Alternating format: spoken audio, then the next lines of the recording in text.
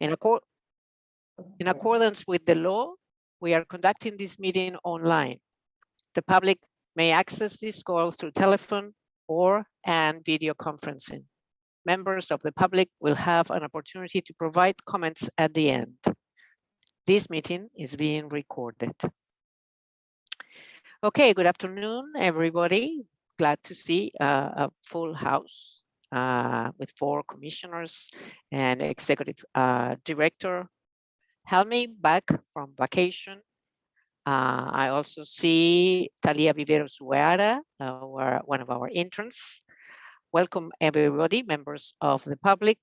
We're going to proceed first with the approval of minutes of July 21st and August 8th. And then we'll continue with the director's report and my report. Okay.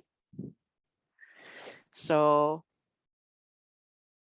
let's start with the minutes of July 7th. No, July 21st. I'd like to make a motion that we accept the minutes as presented. Okay. Is there a second? Second. Everybody in favor, please say hi. Aye. Aye. Aye. Commissioner Evans? Aye. Okay. They are approved. Moving to the minutes of the 18th of August. Motion to approve. I need a second. Second. Everybody in favor, please say aye. Aye. Aye. No one is opposed. They are approved unanimously. And we go to our second point of the evening, the executive director and the chairperson report. I will yield to Susan Helmi, executive director report. Thank you, Chairwoman. Thank you to everyone for joining this call. Good evening. My name is Susie Helmi. I'm the interim executive director for the Human Rights Commission. I will start my report. My report is relatively short as I just came back. My first day back from vacation was this past Monday.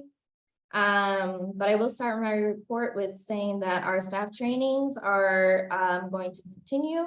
So we completed the training into addressing workplace discrimination offered by MCAD late August. And our next one scheduled again by MCAD, which is the Massachusetts Commission Against Discrimination, around addressing sexual harassment next month. Additionally, we have signed up for a mediation training offered by the Cambridge Community Dispute Center. This will begin over a 2-month span of October and November, where it's a 32-hour course, but it's split up in 8 days, 4 hours each. Well, we learn mediation techniques, which I think are the fundamentals of learning, especially in the work that we do. So I will be taking this training, and I have also offered to sponsor this training to my fellow City of Boston departments that sit in our equity and inclusion cabinet, especially for leadership to take this training. Also in regards to staffing, I began, as I always say, I have a habit of rambling. So if you have questions, please cut me off because I'm just gonna barrel through everything. In regards to staffing, I began the interviews for the education and outreach manager position today. I'm hoping to conduct 2nd round interviews next week, making an offer, if all goes well, to an individual by the end of the month. Next on my list. So I believe I definitely have mentioned this in the past. I am part of the I am part of a coalition with the Office of Police Accountability and Transparency.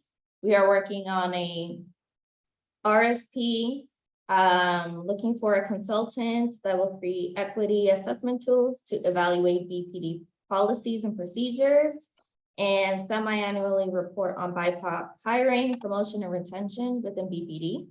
So this RFP is now out and live. Right before I left, I reviewed it and gave my feedback from a human rights and equity standpoint. And so the timeline for this RFP, just for full transparency, the deadline for submissions for consultants is the end of this month, September 30th. Selection will be made by October 21st. The consultant will begin November 15th, and the work will conclude June of next year. In the meantime, while this consultant is hired, this coalition will continue to meet just to formulate benchmarks that this consultant needs to hit, anything that needs to be altered, and the work that they're doing. But this RFP is out and live and will be until the end of the month. I guess I'm getting good. I only have questions. Okay, no, I do have Oh, questions. I know it. So remind me what RFP stands for. It's a request for proposal. Okay, request for proposal. So once the proposal, the consultant is chosen, Mhm. what would the role of the consultant be? Their job is to create those equity assessment tools. For OPAT? Yes, and the semi-annual reporting of like basically the coming up with the mechanics of how that is going to look like and getting into that. But again, once this consultant is picked, so basically the RFP is just like a job description. We put in what we really want this consultant to have in prior experience, and what their work is what their scope of work is going to look like. And then again, once they're hired, I forgot how often we're going to meet when the consultant comes on, but then reviewing the work that they're doing, coming up with the benchmark plans to make sure that they're being most effective in this. But OPAT would continue doing their work? So the consultant's going to be doing the work. The consultant is the one who's doing the equity assessment tools. Right, but OPAT will continue as Yes, the Office absolutely. of Police, Yes. Transparency Yep. will continue doing their work. And do you know if they are ready to report anything? I am not sure. I don't know, but that is something I can find out. But I don't believe so. Not yet. Yes. Okay, so it's taken a very long time for OPAT to do to go forward. We have a new commissioner, so Yes, maybe which things helps a will lot, and it start helps. falling. Yeah, and it is to mention that OPAD's a relatively new office too. So we all know how startups are, so it takes a little while to get off the ground as well. Yeah, but they have been there for more than 2 years. I think OPAT was set up, or they began getting it set up even before this commission got set up. Anyway, I see Anne, Commissioner Russo, and Commissioner Paredes have their hands up. So I was just going to ask in the same line of questioning, because I know there were benchmarks that they were supposed to have in place, and we asked for reports and didn't receive them. And so I was just wondering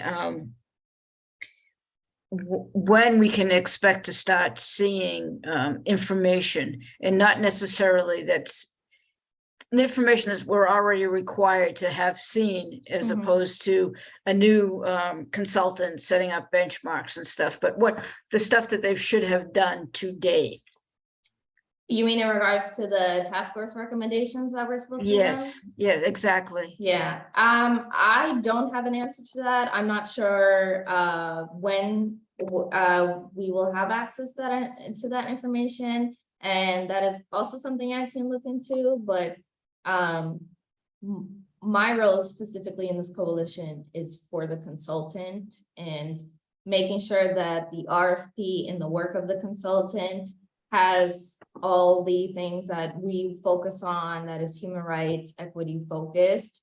But that is something I can definitely look into, but I don't have an answer for that. Commissioner Paredes? Are you Yes, muted? thank you. There we go. Yeah, as a new face, one of the new faces here, I'm definitely playing catch up, but just wondering, is there an opportunity to review the RFP at all? For the commissioners, just to see, what, I know you said we're gonna at some point be doing some sort of feedback or evaluation once the process gets started, but just wondering on the backside of it before that happens, if there's an opportunity to just get familiar with the RFP and review that. And maybe any other documents you may all feel would be helpful to, review. Yeah, I mean, so the RFP is open right now for vendors and consultants to apply to. I'm gonna figure out where exactly the final reporting of that is, and I can share that with you all if you're all interested in reading it and looking into it. Yeah, I think that'd be great. Okay, Yeah. perfect. be Yeah, great. I will do that.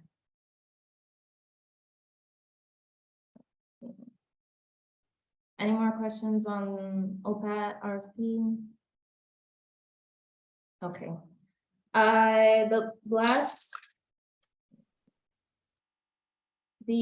thing I had on my list, I just wanted, so last night we held a town hall. Commissioner Russo, I did see you there and I appreciate your support and your participation.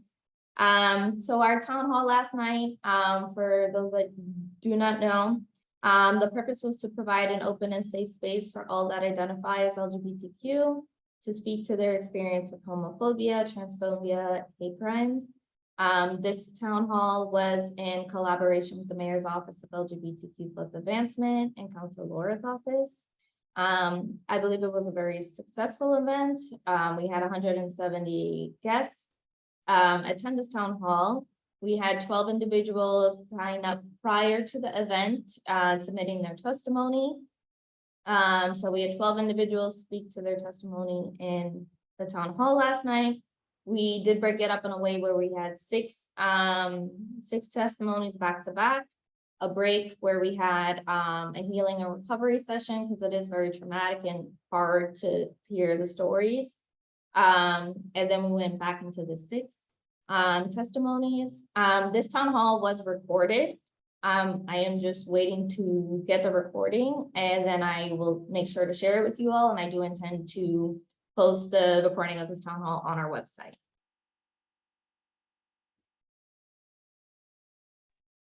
Yes. And Commissioner Russo.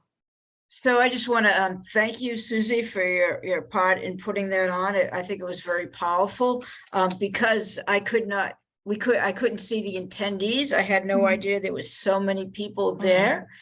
And I especially appreciated the break with Courtney Gray, where he did some techniques that one can use when you're feeling traumatized or re-traumatized. And I thought that was very important.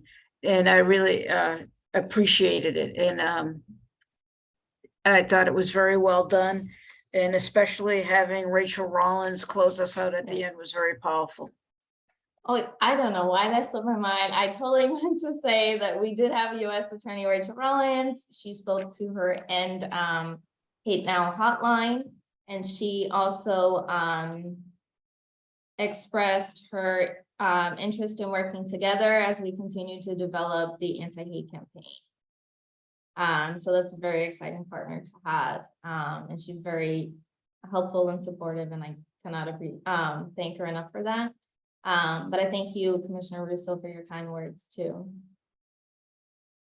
Commissioner Evans.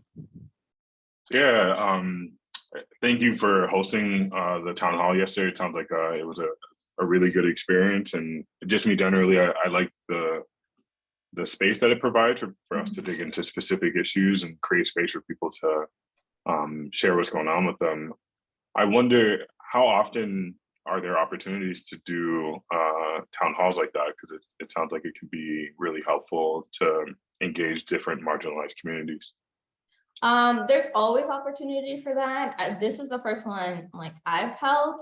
But the opportunity is always there. I think it's very important to have them, and I'm looking into having more of them and maybe potentially even having like a series of them, whether they're targeted to a specific community or whether we're going to do it maybe in person in different communities. But that's something to kind of play around with. But at least for this one, I really wanted to make sure that it was very clear that this is a town hall, but it's not a conversation. It's to listen to the community. So it was, we're gonna have the 6 testimonies back to back, break, 6 more testimonies back to back. I'm not gonna sit here as a public leader and tell you about my background or, you know, thanks for sharing. We'll probably never hear from me again. It's let me hear your story. But I think really looking into, can we make this a series? How often should we have them? Where should we have them? So we did first have this town hall set up as a meeting, but due to, there's been a huge increase in Zoom bombing.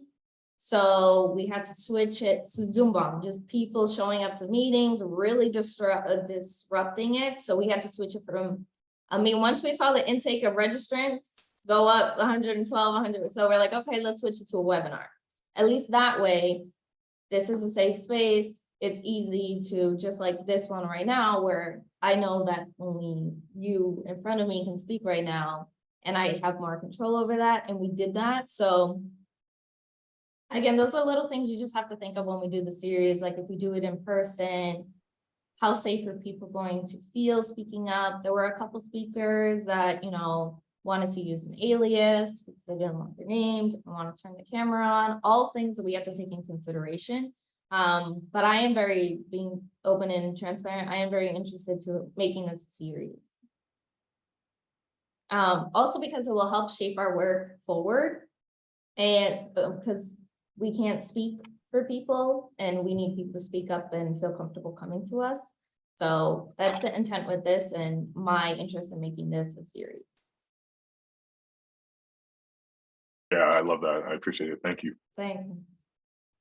Anne? So Susie, I think when we do have a big kickoff for our anti-hate campaign, I think it would be great to have a town hall around that so that people can know what's going on. It would be a good opportunity. I think people are still discovering that the Human Rights Commission is back after being gone for many, many, many years. Yes, and that is my motivation to get our education outreach manager hired like tomorrow, and this will be their first project, because as much as I can think of with education and outreach, I am nowhere skilled in that area. I did not even think about that idea until you just said it. So this will be their first project, and that's why I'm like, no, I gotta get someone on this month and look into getting things done like that. And I will say, as a last point on this, when we had individuals sign up for their testimony, they provided it in a Google form. We also did this so we can continue to collect testimonies. And also that for those that don't want to speak up in a meeting or want to do so anonymously, can do so through the Google form so they can provide their testimony. And this form is still open. Now it comes into, okay, where can I put this form? Do I put this form just on the website? Where else can I promote the form so we can continue to get these testimonies in the meantime before we figure out the series of listening sessions or town halls? Yeah, and I think in just letting people know that we didn't just listen. I think the anti-hate campaign, we listened to the concerns. We're gonna Yes. launching something and Yes. and people know where to report. And I think that I myself are concerned that we're just going to see more of this. Mhm. We quite possibly will have the first lesbian governor in the nation, and I can imagine that some campaign events might be interrupted by neo-Nazis. Right. I agree. And I think it will just help give a voice generally for those that are might not speak up. There were a couple of organizations that said that they had individuals try to throw windows, bricks into their buildings and stuff. And I'm like, really? I had no idea. And they're like, yeah, because it wasn't on the news. Like, there are a lot more instances that we don't know about. We know how much underreporting is an issue. And I think this is just one small avenue that we can take to not solve, but like, you know, help with the underreporting. Yeah, speaking about the reporting and the underreporting, what's going on with the intakes? What are the intakes are the forms that people submit, people who have incidents to report. And they come into the office where Susan and Amber treat them confidentially, and they send them to MCAT if necessary, if appropriate, or not. But we have now have an intake for maybe a year, right? I'm trying to figure out where you're going. There's a few. Well, what I mean is, are there any trends?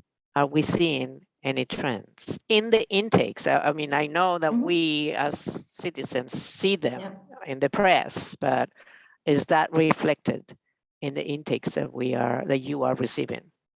So at the moment, there's no trends as of right now. And I say that because our outreach has still been very low. Because we do not have an outreach individual. So to date, our form has been open since May of last year.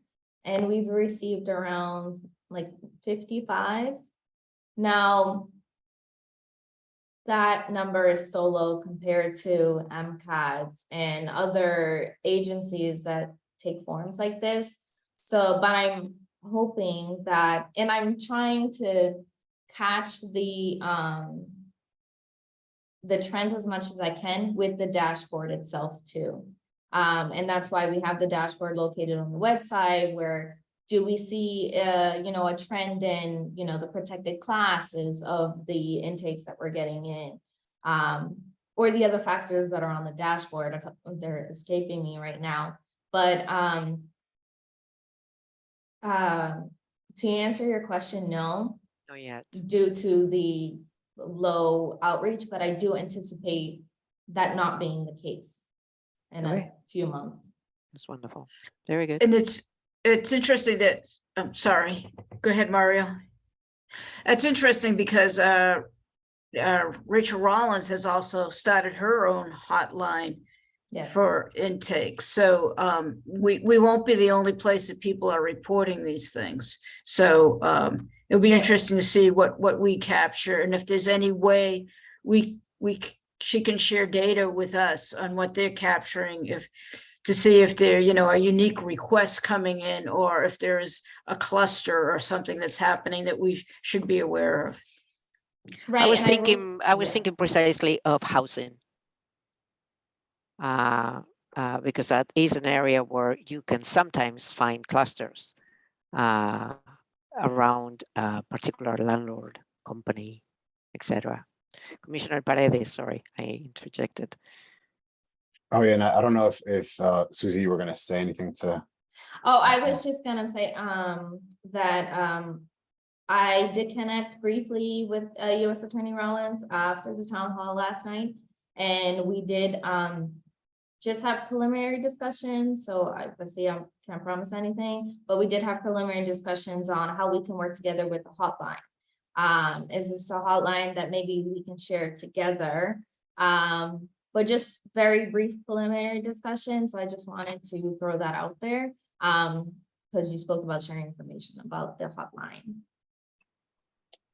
Great. My question was along those lines. Similarly, besides the actual intake form that folks could fill out, wondering if there's any other way or any other avenue where people might be complaining, let's say, about some issue through another department, and if that's being funneled at all to anyone. For example, I mean, I'm thinking of things like 311, right? People might Yeah. just call 311 because they don't know who else to call. And so wondering if there's a way that the city is capturing that, if any of that is being kind of, passed on to us, because that might be another way of collecting information. And there might be other examples out there that I'm just not thinking of as well. No, you're absolutely right. So it's a little bit easier within the city. We've received 3 or 4 intakes from the Equity and Inclusion Office. Like they went straight to Chief Solis Severa, who referred them to us. So a lot of departments do that. We had 2 intakes where we referred them to other city departments. Within City Hall and the city departments, it's fairly easy to do that. My kind of focus is outside of City Hall. So I am not sure if I told you before, but we do have, for example, like a referral partnership with the Boston Police Civil Rights Unit. So any case that doesn't amount to that of a hate crime, or the individual doesn't want to pursue the matter in court, they refer the case to us.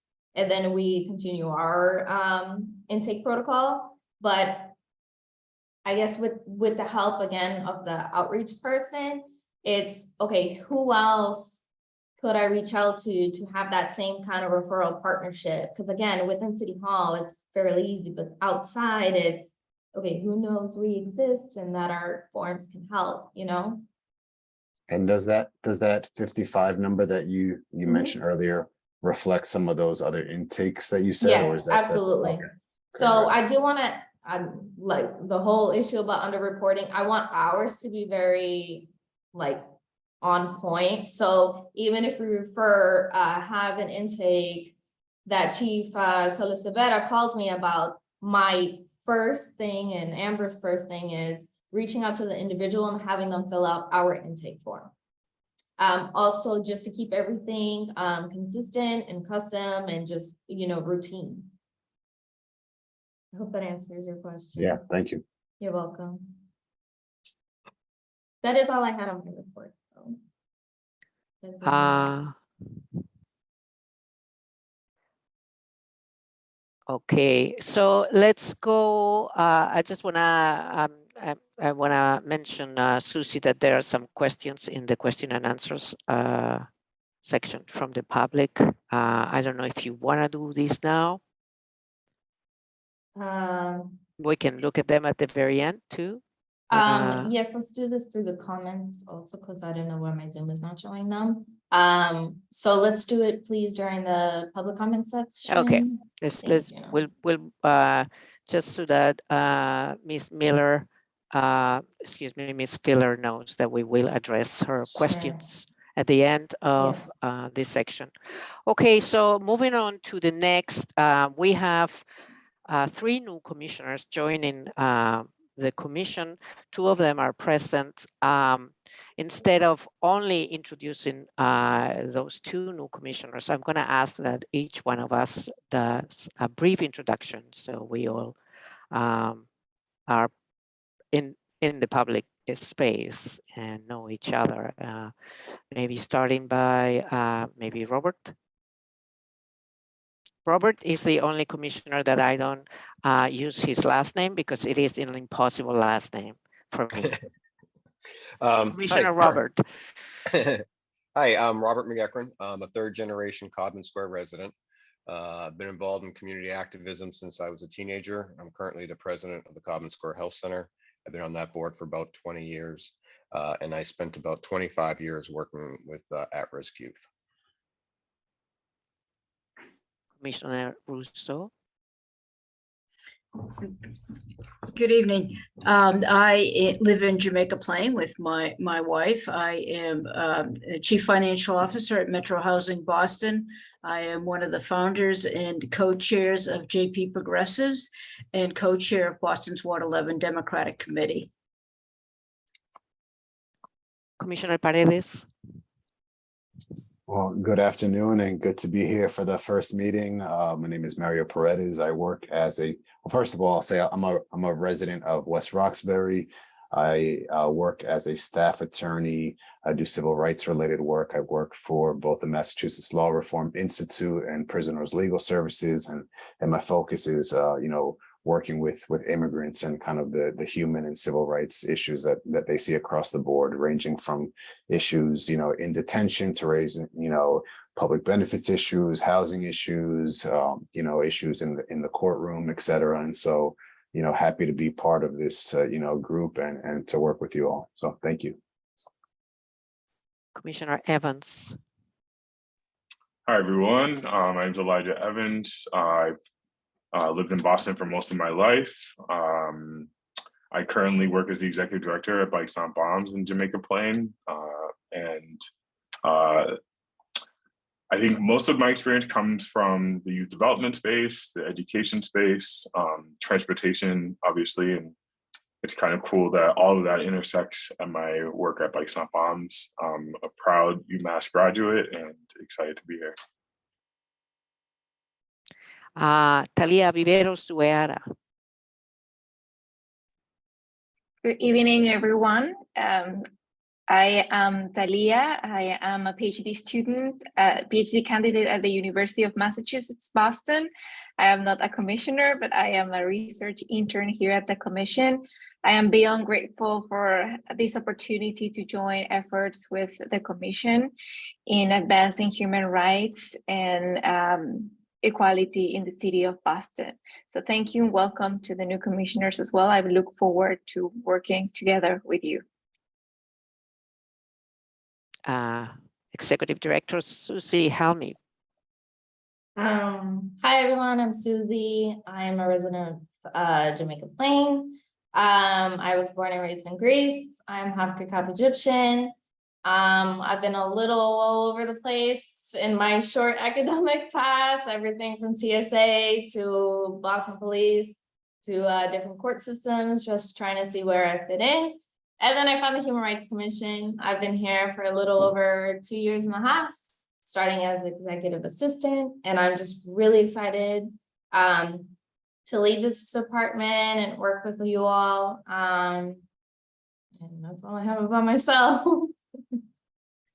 And my name is Reyes Coltellechea. I live in Dorchester and I am an academic. I have been teaching at UMass Boston for 29 years, living in Boston for most of my life, originally born in Spain. And what I have been working on in the commission before and after becoming chair is I've been working with Talia and Lilo, who is not here today, is another intern, helping set up a research program for the commission so we can then help policymakers make decisions or orient their actions in issues such as Boston Police Department, internet access, and now hate in the city of Boston.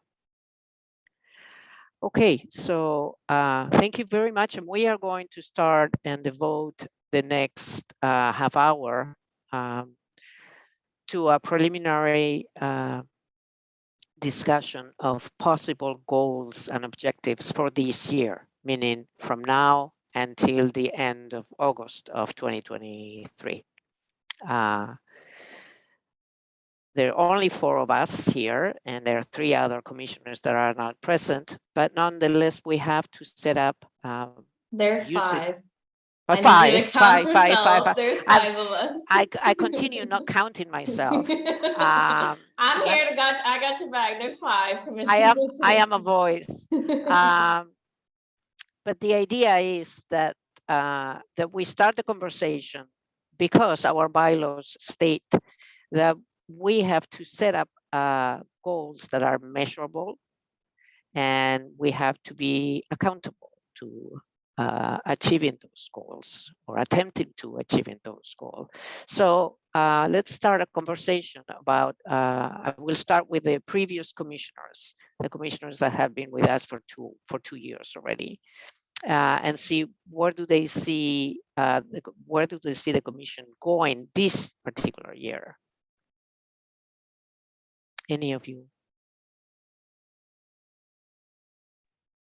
Annie? Sure. So for me, I am really excited about the anti-hate campaign. We did a lot of work in the previous years on internet access and a lot of that work. I would really like to see us now work on the issues that are at hand, that I think are at the heart and the core of the Human Rights Commission. And that is addressing hate in all forms in the city of Boston. So I think having some clear goals for the anti-hate campaign with outcomes, which, can include town halls and other access for people to report crimes to us, I think would be very important. Not even crimes, just incidents, would be very, very important. And we had stated 2 years ago that the immigrant community was also important to us. And I don't want to lose sight of working with that community and making sure that we're outreaching to the immigrant community and to other residents in the city of Boston that have come from other nations, or in English is not their primary first language. Great. I think I'd like to follow that along a little bit further. One of my concerns is oftentimes commissions or groups can get drawn to what's the loudest or what's the brightest or what's the newest trend. Clearly this past summer, we saw for the first time in a long time, active protests of just hate. And clearly that's going to be on the rise, unfortunately, in this environment. So the question for me becomes not just to how do we pay attention and make sure that we give that the type of vetting that only we are able to do in city government in some ways, but also make sure at the same time that other communities and other needs are not drowned out. And one thing I always come back to, I think we should always be looking for structural racism and acts of bias within both the city, but we should also look in the mirror. And I'm always going to bring up how important it is that we use the authority and the independence of this commission to have the ability to cast a critical eye on the city government itself and its different departments and agencies. Because I do believe that there is a silence or acceptance at some level of different levels of bias within city government. And I'm always interested in if there's ways that we can help shed light and bring some corrective action plans into that. So I just want to put that in the mix, that as we continue to look out, we also look in, and we also, when we're looking at trends on the dashboard, we should be critically asking where we're missing all the time, since oftentimes when we can get silo thinking or attention on the brightest issue or the loudest, when oftentimes a lot of these are under the radar and they persist for a long time. So I just always question how we can create mechanisms to make sure those voices come up while we're doing the other such work. Commissioner Paredes. All right, thank you. Yeah, no, I think I'm gonna echo that last piece too. I think one of the purposes I had behind trying to be part of this commission and joining it was also looking at, structural issues and looking at them from, an intersectional lens as well. And so, yeah, and I would not be doing my job if I didn't say also, obviously I work in this space with a lot of immigrants, and a lot of those issues happen to be intersectional as well. And so definitely looking forward to contributing what I can in that space, to sharing, and I think both to the point of current issues, but issues that have been around for a while. I think, the immigrant space happens to be one of those. If you just look, today, actually, if you look at the news, you'll see a bunch of articles of what's happening across Massachusetts with immigrants, coming to our state and communities getting together to support them. But there needs to be structural support as well, from the city and others as well. And so, we've been hearing some, through my line of work, some, horrifying conditions that folks are facing here in terms of, ranging from housing issues to others. And so, yeah, I think looking at issues intersectionally, looking at communities intersectionally, looking at things, from a structural point of view. I definitely want to at least be bringing that lens to whatever we ultimately decide to focus on. So yeah, I guess I'll start there, and I'll definitely be doing some listening this first meeting as well. So thank you. Commissioner Evans.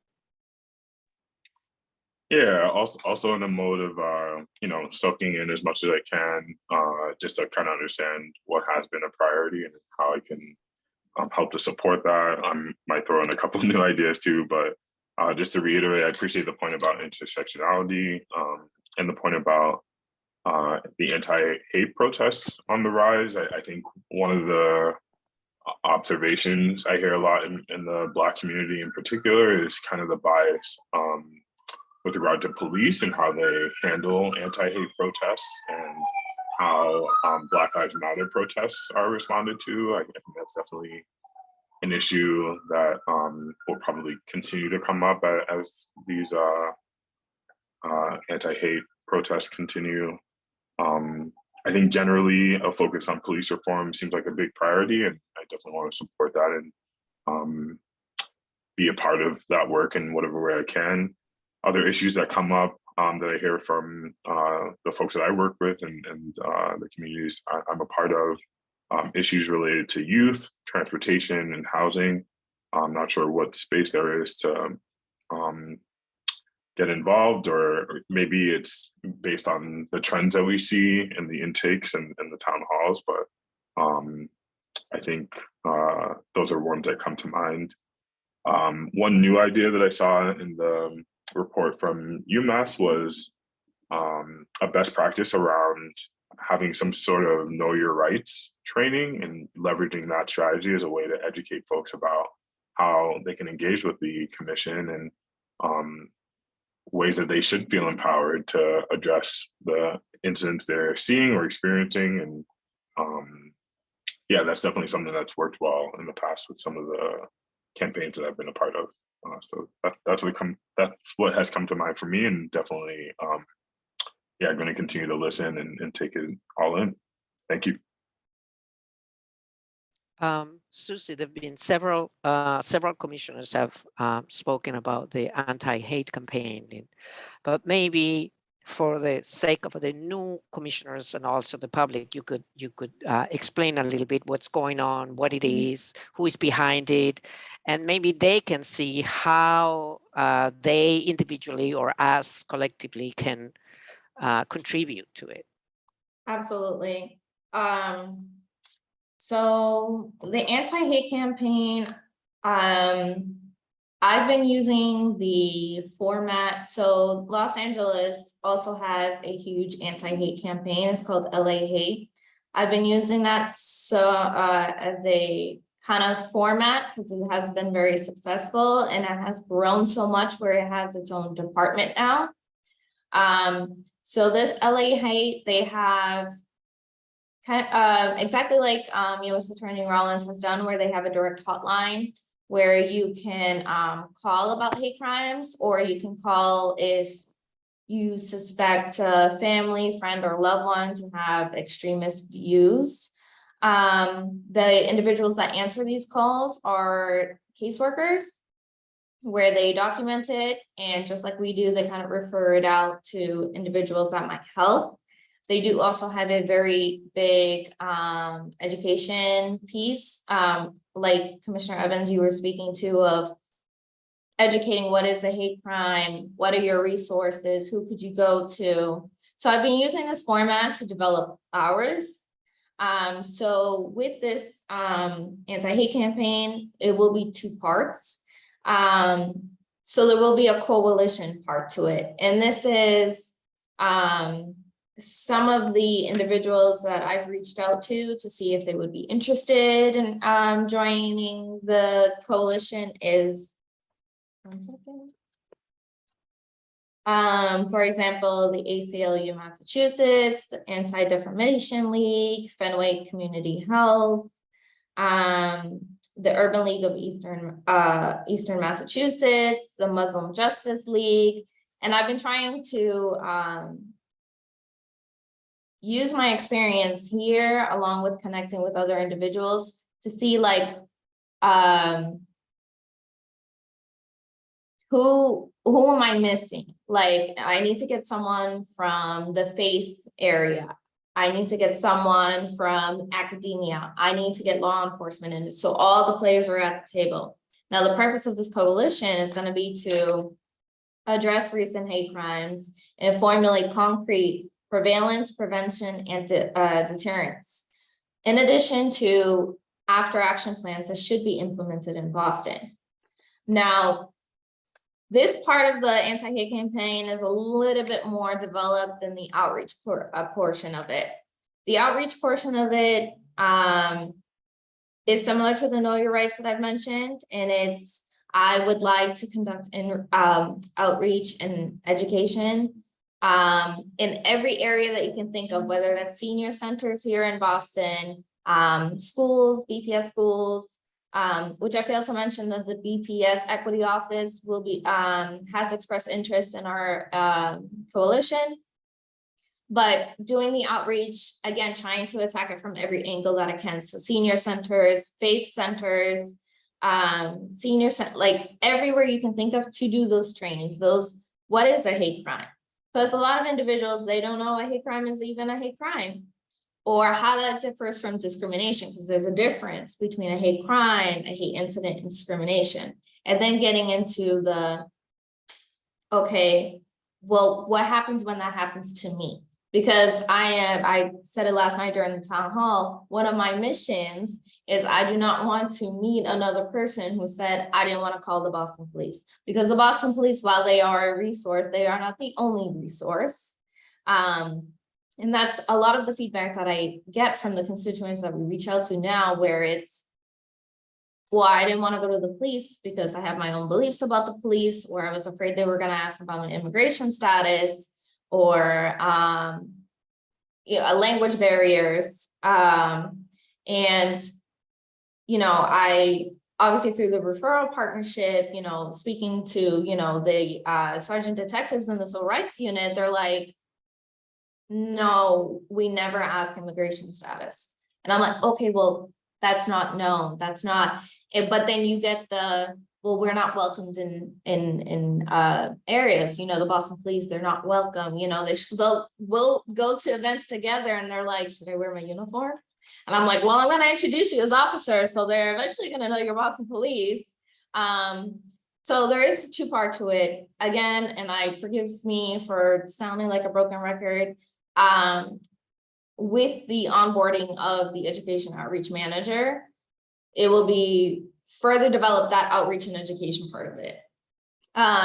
And what does this look like? Social media campaigns. Does that mean, this anti-hate campaign, it's got to be on social media since social media is big.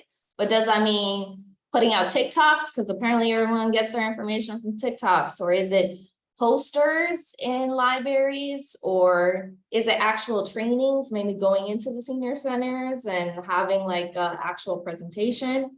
So that will be further developed. The coalition part is a little bit more developed, but that is the anti-hate campaign as a whole and how it's currently being developed. So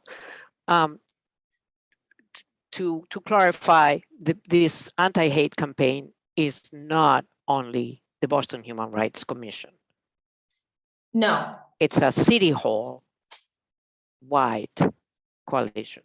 Right, because, and this is, and I'm glad one of the first thing, several commissioners mentioned was intersectionality, because that's what it comes down to at the end of the day. Like, not one person identifies as one thing and we move on from that. Coming together as a whole, using our resources as a whole too. So my weakness right now is staff capacity. But if I partner with, for example, Immigrant Advancement, where they have 12, staff members, and they're skilled in their own places, we can maybe team up in one of the trainings, or so it's going to be very collaborative. And I want to be very intentional of saying that this is an anti-hate campaign. Yes, I am putting it together, the Human Rights is putting it together, but it's a collaborative item. And I don't want that to take it away from the message of like, oh, it's only HRCs and only HRCs. Right. That makes sense. So who is directing it? I am. The HRC will be directing, so it would be the lead.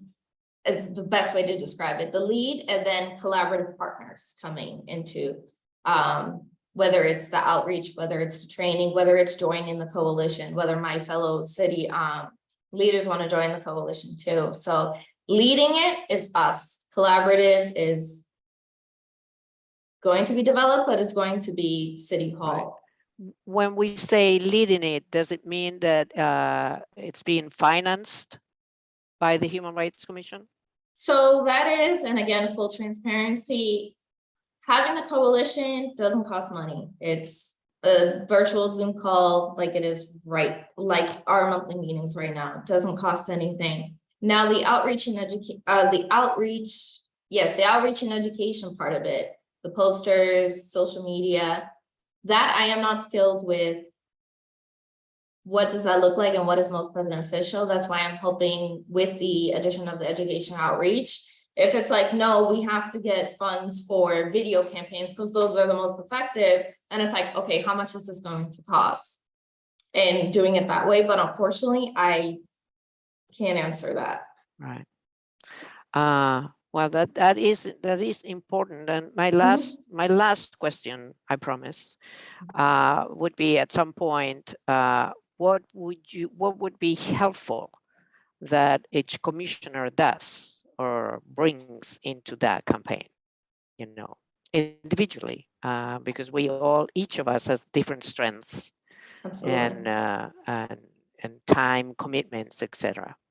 So Absolutely. I think it would be very helpful for us to have a conversation about that. But Commissioner Paredes has his hand up. Yeah, thank you.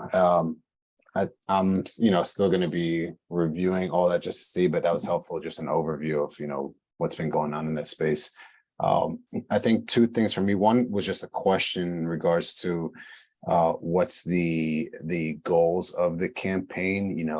Is it goals, for example, to track what's happening, right? That could be like one goal. Is it goals to provide support for folks who face those types of incidents? Is it to bring some sort of accountability to the process? So just overall, kind of what are the goals of the campaign? And then the other thing, if one of the goals, for example, is accountability or support for folks, wondering what, I think you mentioned like Los Angeles as an example that was doing a campaign, wondering if there's been kind of any thought behind other forms of, and you mentioned kind of fear around, interacting with police and all that. And so I'm wondering, do other cities or has Boston explored other types of interventions that aren't just policing related, because I know there's been some conversations happening across the city around that as well. So those are sort of two questions that I had. Yeah. I will say in regards to your question about the goals, there's separate goals for the campaign. So there is like one overarching goal, and that's of the campaign itself, and it's to address and in our best efforts try to prevent and deter hate crimes and really make sure we educate and of that sorts. But when we go down further, there's the purpose of the coalition, and that's kind of what I talked about earlier about really addressing recent hate crimes and formulating concrete plans and after action plans that happen. So even how do we deter? And if it happens, how do we respond? So that is like the goal of the coalition. Now, the goal of the education outreach is more of the education piece of it, the more of the knowledge, the more of the what are my resources? It's not just BPD. There are several other departments and a lot of other departments that, like us, do not have the staff capacity to do much outreach and help So that part is more of the education outreach. So I don't know if that answered your question, but those are like separate goals. And I'm totally blanking on your second question. I'm so sorry. No worries. It was long-winded. I was just saying, interventions, has there been a conversation on other interventions that are, don't necessarily involve the police? Because you had mentioned some fear around that. And also, I know there's been some conversations happening. And so wondering whether Boston has had any of those conversations or other cities that you're looking at, as models. I am not sure. I have not seen any, but I will say that with Talia as our graduate intern for this academic year in Lidl, they are going to be conducting research on hate crimes in Massachusetts. And that also the reporting of hate crimes in Massachusetts, where's there a gap? Because the Anti-Defamation League has their own statistics about hate crimes in Massachusetts, and so does the Massachusetts Commission Against Discrimination. But why aren't the numbers the same? Why is there a gap? Why is there a gap, and how can we fix that? So I haven't heard any discussions or heard anything about other interventions beyond Boston Police, but I'm hoping with the research from our graduate interns and continuing to develop this and having our town halls will really answer that question. Yeah, thank you. You're welcome.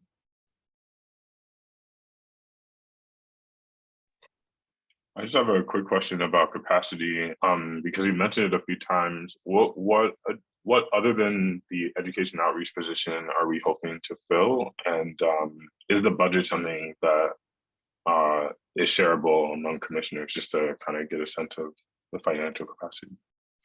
Yeah, so I am trying to take it one step at a time, just so I am trying to figure out like what is needed next. So for example, right now on the team, it's me as director and there's an investigator that handles all the intakes. Next person will be conducting outreach. And I think that previously we had a program manager. That was my previous role before becoming interim director. I am looking to restructure the job description of the program manager to serve more or less as the best way I can describe is kind of like a chief of staff, kind of like an operations. Because while I will not have an executive assistant, I do need help with that section of it. So it's looking into getting an operations manager. Then after that, I want to be very intentional the hires we do. I don't want to just hire to be like, hey, we have a team of 10 and it doesn't mesh well. So I think because, again, I've been in this role for 4 or 5 months now, it's okay, after an anti-hate campaign, are our numbers going up? Does that mean I need another investigator or maybe an intake specialist, or is research becoming more? Do I need to get a research person on right away? So this is my long-winded answer of saying I don't really have an answer because I'm trying to be very intentional. So that's kind of with that. And our budget is public. So and that is, I am happy to share the overarching budget with you all.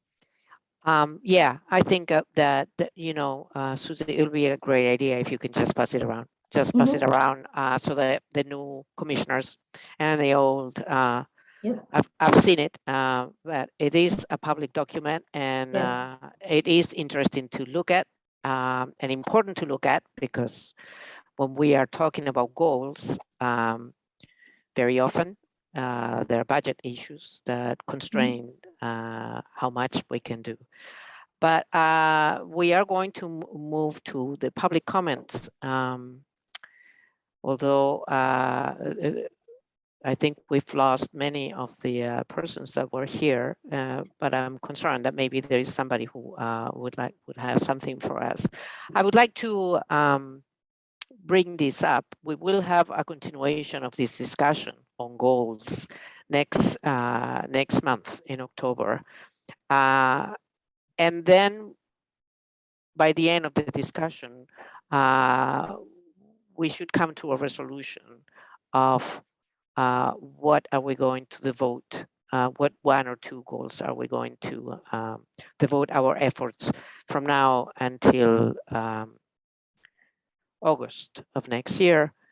And I invite you to see where you think individually, as individual commissioners, where you could fit, what you could take on, what you are willing to take on, whether it's working with the anti-hate campaign or something else.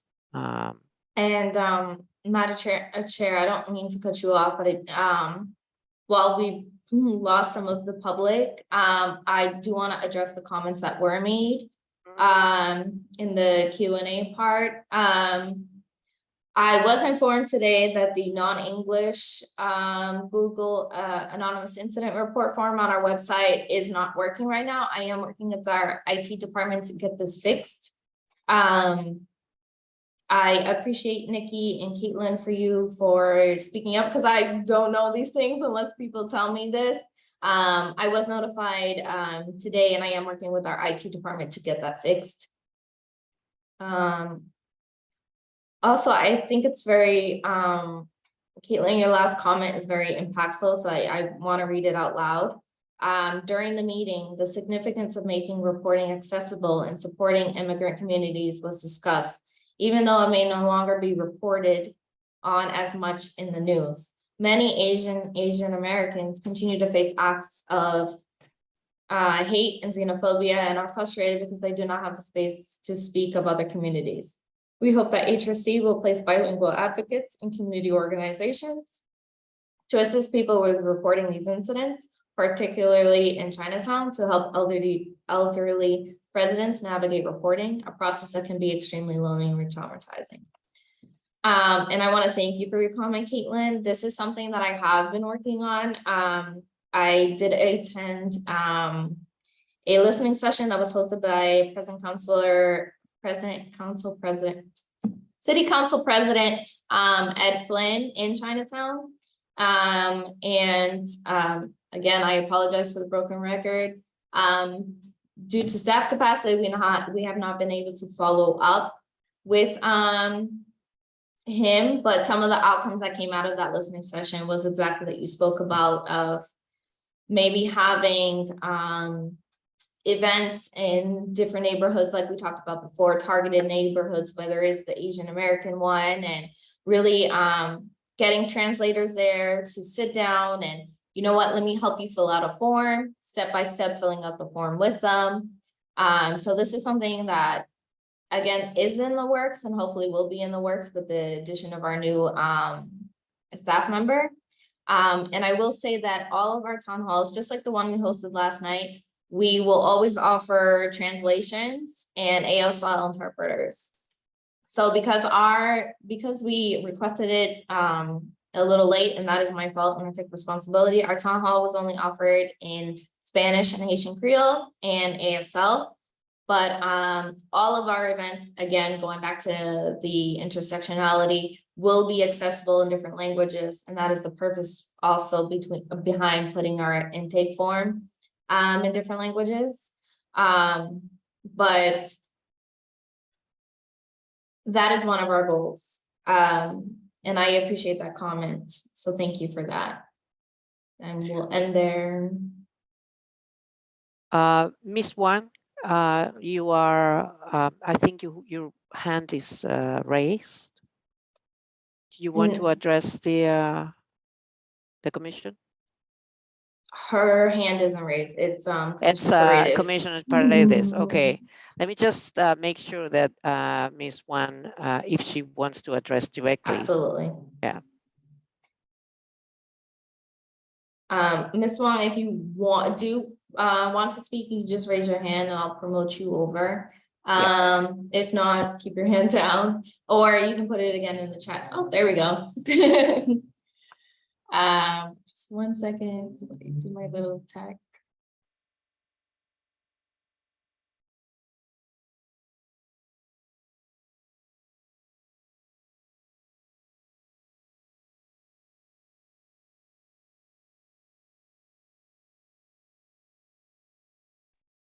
Hi there. Thank you so sorry, much I've for never- joining us. Yes, of course. Sorry for the technical difficulties. I haven't done this before, but I just wanted to thank you all for considering those questions. And I understand that it can be challenging and that the Human Rights Commission has been taking action to trying to support these communities, but I just wanted to reiterate the importance of this, especially because it's been an issue that has been so lasting and ongoing, like over the past few years with COVID and even before COVID. So a lot of people really do want to share their experiences, want to report what has happened to them and to their loved ones, but it's difficult when they don't have like forms available in a language that they can understand, or if they just don't know where to begin, especially if they've experienced something so traumatizing. Thank you very, very much for your comment. You are completely right, Ms. Wang. And in addition to that, if we have a town hall and we do it so that people can come to us and give us information, and then our forms don't work in any language other than English, then we are actually doing the opposite of what we want, what we mean to do. So thank you for bringing that up. It is a glitch, but it is a very important glitch, and we will take care of it immediately, thanks to you. Do you have any other thing that you want to tell us? No, that's all. Thank you. Thank you Thank very you. much. Thank you. Commissioner Paredes.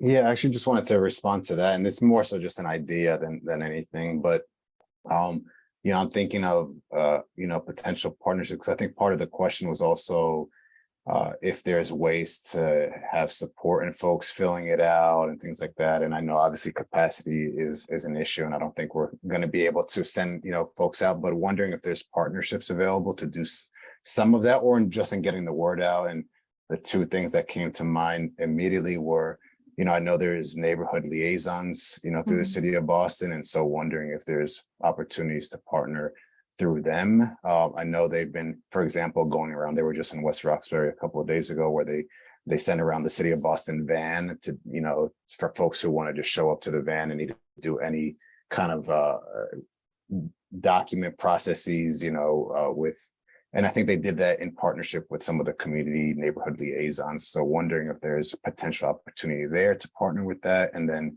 the other group is, you know, the Mayor's Office of Immigrant Advancement as well. You know, I know I've done a lot of work with them, and you know, they're, for example, hosting some clinics in the coming months around immigration matters, but also wondering if there's an opportunity to spread the word through them as well to do some of that. And I know they do this program called Immigrants Lead, which is I think basically recruit some folks across Boston who are up and coming civic leaders who are immigrants themselves in the city of Boston, and wondering them, again, there may be an opportunity to explore with them to, since we don't have the capacity to do some of this, maybe they do, or maybe they're looking for projects to take on as part of that initiative that they're working on. And so yeah, just throwing out ideas to brainstorm, and if I, you know, learn more, I could share on my end. But yeah, that was it. I will say, like you said, the collaboration and the partnerships is huge. And that's definitely something that I'm looking into. For example, this the Equity and Inclusion Cabinet that we sit in, led by Chief Soto Savetta, has been hosting a resource fair once a month for the past 2-3 months now, and there have been a couple more. There's one this upcoming Saturday in Hyde Park. And at this resource fair, I have attended all of them. I will attend the one on Saturday. You promote your resources, promote your job openings, but they also have that city hall truck where it helps you fill out the forms. So the cabinet as a whole, not just us, is looking into more collaboration and what that could look like. So I do appreciate you saying that. And I have put it in my notes to especially work with the Office of Neighborhood Services and liaisons when it comes to that education outreach portion of the anti-hate campaign, and kind of sitting down to talk to their office on what works best, because each community is different, each neighborhood is different. Is it more beneficial to go into the libraries, or is it more beneficial to go to the BCYF centers? And this is when it comes in where you get into, okay, who can be a partner in what? And again, building off strengths and weaknesses. Obviously, the Office of Neighborhood Liaisons is massive, and we're a team of 3. So definitely in the works, but I appreciate your ideas a lot. Commissioner Evans wrote something. Do you wanna speak up? Yeah, just to add to the resources and the ideas, I think broadening our connections with organizations that have a direct connection to the communities that we want to serve could help. I don't know if we have a connection to CPA, but I know that they've offered translation services to other agencies, and I'd be happy to make a connection if that's something you want to pursue. Commissioner Evans, what's CPH? The Chinese Progressive sorry. Association, yeah. Yeah, I think they're in the downtown Chinatown area. Okay. Very good. Anything else? Okay, well, it is 6:15, and I will now entertain a motion to adjourn, if any of you is so inclined. I'll make said motion. Do I hear I a will second? second it. Okay, anybody in favor? Here, Please Aye. say aye. Aye. Okay. Aye.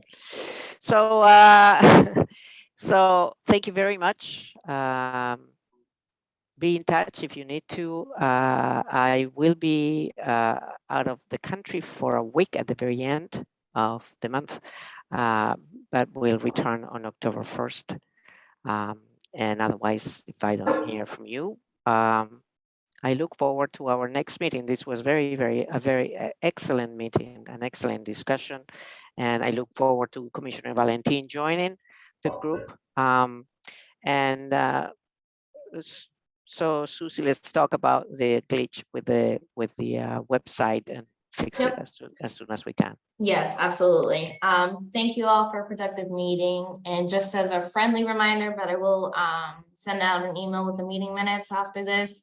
But our next meeting is scheduled for October 20th. It is the 3rd Thursday of every month at 5 p.m. via Zoom. I will always send out the meeting minutes ahead of time with the Zoom and agenda with a separate email as a reminder right before the meeting. But thank you all. Have a great night and please be safe. Thank you. Thank Welcome, you. Thanks, everybody. everyone. Nice Thank you, meeting everyone. everyone. Welcome. Thank you. Likewise. Likewise.